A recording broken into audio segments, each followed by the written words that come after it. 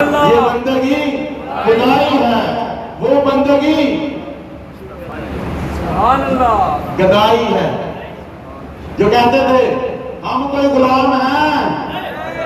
ہم کوئی غلام ہیں، آقا کریم صلی اللہ علیہ وسلم نے تو غلاموں کو بھی اٹھا کر کعبے کی چھت پر کھڑا کیا، لیکن جن کو عزتیں ملی تھی پوری دنیا نے، یہود ہنود ہر جو بھی دنیا کی طاقت تھی، میڈیا تھا، سب کچھ